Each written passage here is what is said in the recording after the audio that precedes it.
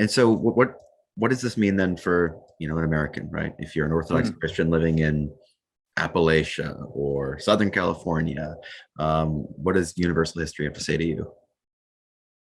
I mean, it's interesting because you could actually see it, in the very way that Orthodoxy manifests itself in America, which is that America, man, people are not going to take this the right way. Please wait till I finish the argument before you react to this.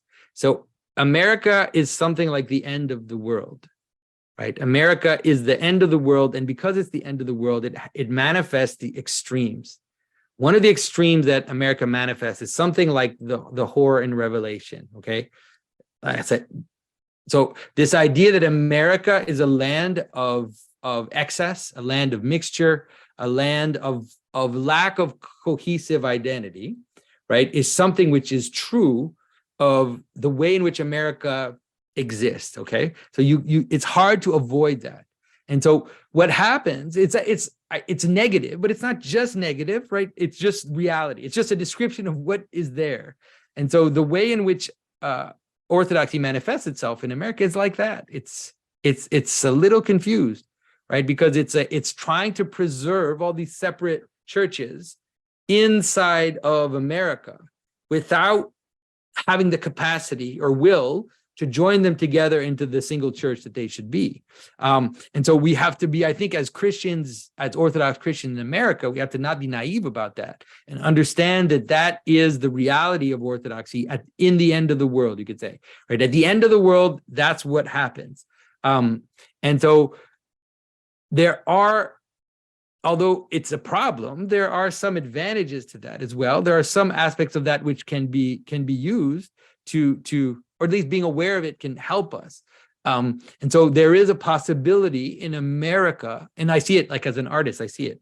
We also have the possibility of synthesis, which other places don't have the possibility of. So you can understand that. So, let's say if I was, as some people have described me, a Russian Orthodox icon carver, right? Then I would have this one tradition, which would be the Russian tradition, and I would have to see myself in continuation of that. But I'm not. I'm an North American Orthodox icon carver.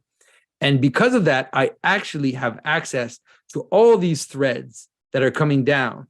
And I have the possibility that other people don't of retying them together in a way that reveals something universal about the Orthodox tradition. So I think that that's the advantage of American Orthodoxy, but it's also born of something which is clearly a disadvantage, which is this problem of multiple jurisdictions kind of coexisting in the same space. That's a really exciting image for me as someone who's into biblical theology, because it seems that, the two kind of competing ends of the moral spectrum, you could call it, are two kinds of mixtures, right? So you can have like a mixture, like an image of Baphomet, where it's just obscene. You have all of these different categories which are kind of lopped onto each other, and it's diabolical.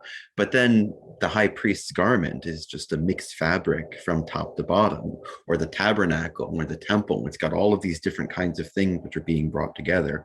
Or you have the land of Eden and the land of Havilah, and you're bringing the resources of both of them together, and it's integrated into something holy. And that's the imagery of the restored Zion and the prophets of the nations coming from the ends of the world to put all of this different stuff on one and the same altar, and relating it appropriately to each other. So I think that, and the image of the Whore of Babylon is an interesting one, because of course the inverse of that is the bride Zion, right? Yeah. And that is a different kind of mixture. Yeah. So that's a really intriguing, I think, productive way of framing both like the challenge, but also the opportunity of living in this wild, weird place called America. Well, the way that Christians, we have something in Christianity which we call union without mixture, right? The sense that we have the possibility in Christianity of joining things together without confusing them.